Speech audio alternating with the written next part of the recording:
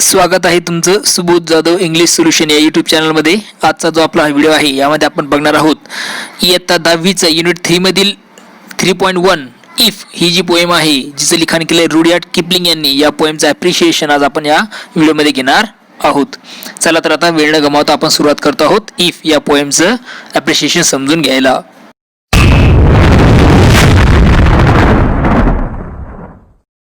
इयत्ता 10वीच्या बोर्डच्या परीक्षेमध्ये तुम्हाला ॲप्रिशिएशनवर हा फिक्स येणारा प्रश्न आहे.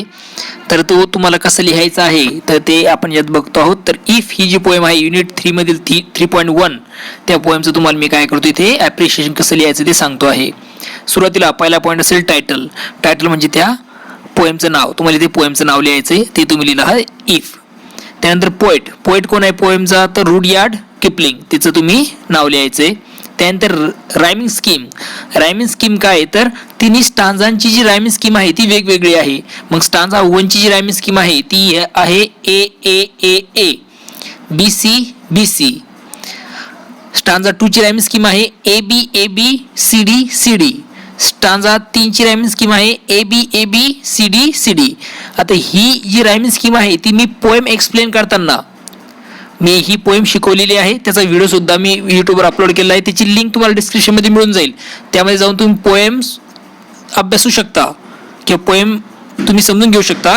तर तिच्यामध्ये मी एक्सप्लेन केलेलं आहे की बुवा तिन्ही स्टांजाला कशा प्रकारे हे रायमिंग स्कीम आहेत. ओके, हे मी एक्सप्लेन केलेलं आहे. तुम्ही ती पोएम जाऊन बघू शकता. परंतु मी परीक्षेत लिहिणार हेच आहात रायमिंग स्कीम. स्टांजा 1, 2, 3 अशा प्रकारे तुम्हाला लिहायचं आहे. त्यानंतर असणार आहे फेवरेट लाईन. फेवरेट लाईन तुम्हाला जी वाटली तुम्ही ती लिहू शकता. आता मला आवडलेली ही आहे त्यामुळे मी इथे ही लिहितो आहे. तुम्हाला जर दुसरी एखादी आवडली पोएम मधली लाईन तर ती तुम्ही पाठ करून ठेवा. त्यामध्ये तुम्ही लिहू शकता इफ यू कॅन मीट. आता मला आवडली लाईन आहे हा. तुम्हाला वाटत असेल तर तुम्ही दुसरी लिहू शकता. If you can meet with triumph and disaster and treat those both impostors just the same. जेव्हा तुला काय होईल ट्रायम्फ विजय आणि अडचणी सोबत येतील त्यावेळेस त्यांना दोघांना तू काय करतं समानरित्या काय कर ट्रीटमेंट दे किंवा सर्वांना दोघांनाही सारख्या प्रकारे तू जज कर किंवा ट्रीट कर. कुठलीही एक लाईन तुम्ही लिहू शकता. थीम आणि सेंट्रल आयडिया.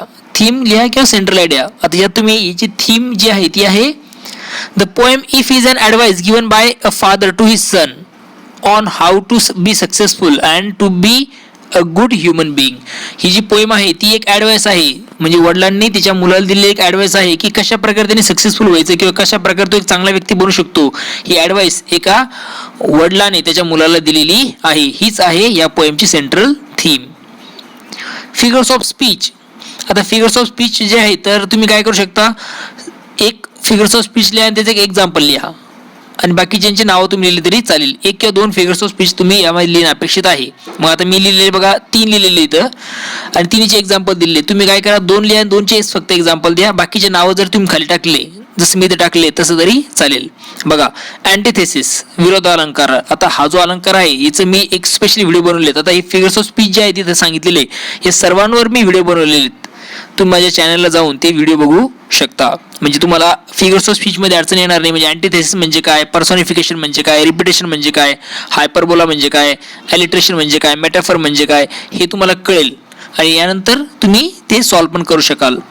तर अँटिथेसिसचं एक्झाम्पल बघा you can trust your self Wien all main doubt you. Trust doubt परस्पर विरोधी गोष्टी त्यामुळे अँटिथेसिस आहे. पर्सॉनिफिकेशन if you can feel the unforgiving minutes with 60 seconds worth of distance run. Repetition and you don't look good not talk to voice. Repetition आहे. Hyperbola, alliteration, metaphor असे सर्व प्रकारचे तुम्हाला इथे फिगर्स ऑफ स्पीच दिसून येतील. फक्त नाव लिहिले तरी चालेल. बरेचसे जे काही आहेत बुक्स मी अभ्यासले त्यामध्ये काहींमध्ये काय दिलेलं आहे लाईन दिलेली आहे आणि त्याच्या खाली लिहिलेलं आहे हा अलंकार. समजा if you can trust your self Wien all main doubt you अशी लाईन दिली असेल त्याच्या खाली लिहिलेलं असेल अँटिथेसिस. काही बुकमध्ये फक्त नाव दिलेले आहे अँटिथेसिस, पर्सनिफिकेशन, रिपिटेशन, हायपरबोला अशा प्रकारे. म्हणजे काही लेखकांनी सांगितलं की लाईन पण लिहायची आणि ते पण लिहायचे. तर दोन्ही प्रकारे तुम्ही हे समजून घेऊ शकता. Special features. आता स्पेशल फीचर्स कुठले आहेत the poet use opposite ideas to bring out the contrast between right and wrong. पोएटने काय केलं तर अपोजिट आयडियाज वापरलेले आहेत कशासाठी? To bring out the contrast between right and wrong. Right आणि रॉंग मध्ये कॉन्ट्रास्ट निर्माण करण्यासाठी. The poet first lay down all the conditions and then say that only if the conditions are fulfilled one would be successful. the poet ने काय केले तर सुरुवातीला काही कंडिशन सांगितलेले आहेत आणि त्यांनी सांगितले आहे की ह्या जर फुलफिल झाल्या तर वन वुड बी सक्सेसफुल. एखादा व्यक्ती काय होऊ शकतो? सक्सेसफुल होऊ शकतो. As well as a good human Bing, आणि तो चांगला व्यक्ती सुद्धा बनवू शकतो जर त्या सगळ्या कंडिशन्स फुलफिल झाल्या तर. आणि शेवटचा पॉईंट तो म्हणजे व्हाय आय लाईक और डिसलाईक द पोएम. तुम्हाला पोएम आवडले असेल तर लाईक म्हणून तुम्ही लिहायचं आणि डिसलाईक म्हणून सुद्धा तुम्ही लिहू शकता. तुम्हाला जर असं आवडले तुम्ही सरळ सरळ डिसलाईक बनवून सुद्धा लिहू शकता. परंतु आता मला आवडली त्यामुळे मी काय लिहितोय? I like the poem. I like this poem. मला ही पोएम आवडली आहे कारण because it gives us good inspiration to become a good human being. कारण ही आपल्याला पोएम काय करते? एक इन्स्पायरेशन देते, एक प्रेरणा देते. कशासाठी? To be a good human being, एक चांगला व्यक्ती बनण्यासाठी. ओके, अशा प्रकारे तुम्ही याचा आन्सर लिहू शकता. आय होप तुम्हाला ॲप्रिशिएशन काय आहे, कशा प्रकारे लिहिले जाईल हे तुम्हाला समजलेलं आहे अशी मी अपेक्षा करतो. पुन्हा भेटूया नवीन व्हिडिओमध्ये. बघत राहा सुबोध जाधव इंग्लिश सोल्युशन हे यूट्यूब चॅनल. तोपर्यंत थँक्यू अँड टेक केअर.